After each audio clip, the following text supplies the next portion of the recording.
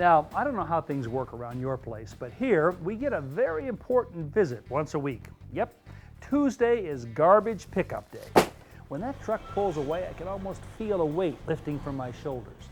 That's because for 6 days, our trash has been piling up and piling up. What I need is a place to store it that's outdoors, out of sight, and out of reach of the little critters who regard it as a tempting meal. So today, I'm building an outside trash enclosure that's convenient, good looking, and tamper-proof.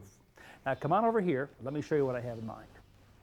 I'm going to start with a base frame like this, made out of pressure-treated lumber. Then I'll add some decking on top of that. We'll put on some side frames, a back frame, and a front rail. That'll pretty much give us the structure. And then some side walls or skins, and a back and a front, the doors, and the lid. So let's start by building this base frame. Since the base is going to be in contact with the ground, I'm going to make it out of pressure-treated lumber.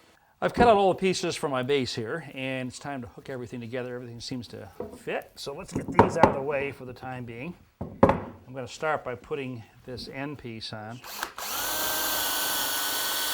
These holes that I'm drilling right now are called clearance or shank holes.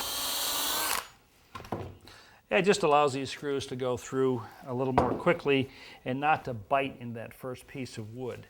This is a hammer drill, and it's really nice for driving in long screws. Okay, I've got my outer frame done now, so let's see how these fit right here. I don't mind if they're snug, I kind of like that.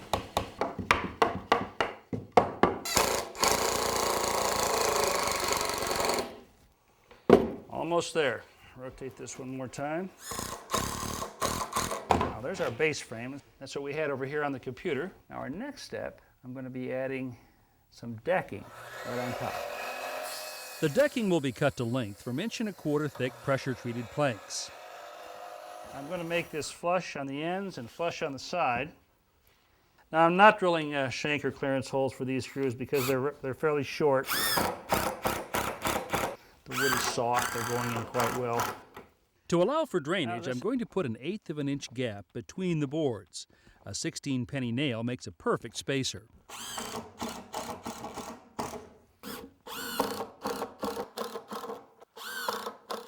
The final plank will have to be trimmed to fit. 3 5/8 ought to do it. So let's just go ahead and rip this down. Well, there's our deck. As a matter of fact, it looks just like it does over here on the computer. So here's what we're going to do next. We're going to add these 2 side frames right here. Again, I'm going to screw these pieces together. So I think as an added precaution, this is going to be outside.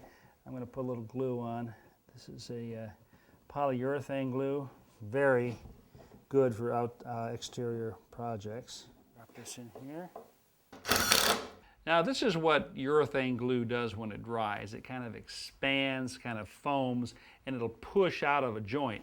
So no problem though, if you just take a sharp knife, you can just trim this right off. And I'm going to do this all the way around here.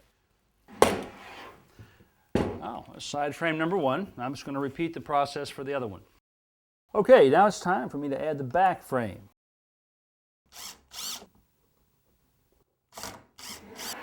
There we go. 2 sides and 1 back. Now it's time to attach the frames to the base. I find it easier to clamp them in place first, then secure them with rust-resistant screws. Now you can see this is beginning to take shape now. This is my back section here. We screw this first to the deck and then into the side frames. Now this part right here, the front, is going to be open, but we are going to need a brace up here to tie these 2 corners together. With the frame complete, I'm now ready to apply the paneling that will enclose it. So let's start putting up this tongue and groove. And I'm just going to put these up temporarily. Just take a pencil and just draw 1 line. Now I'll take the panels down and trim each one to length by cutting to the line I've just drawn.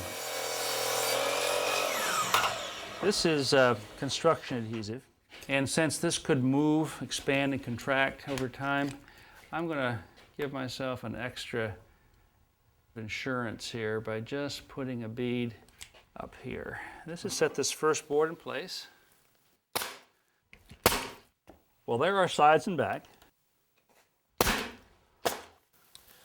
All right, we're moving right along. Side walls are on, back walls are on. I want to move on to making the lid and the doors. And I'm going to make that up using that same tongue and groove wood. The boards for the lid and doors are slipped together and held in place with battens that are screwed into the back. The doors also get diagonal braces to keep them from sagging.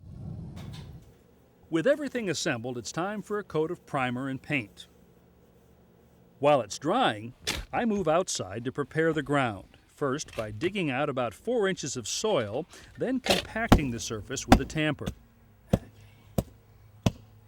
Next, I lay in some landscape fabric that will prevent weed growth, yet allow drainage. On top of that goes several inches of gravel.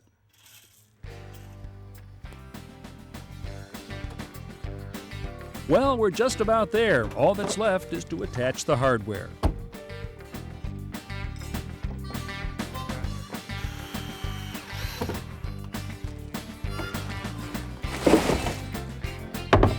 Well, I think that turned out pretty well. Certainly easy to use, blends in with the house, and I don't think those critters are going to be able to open that lid.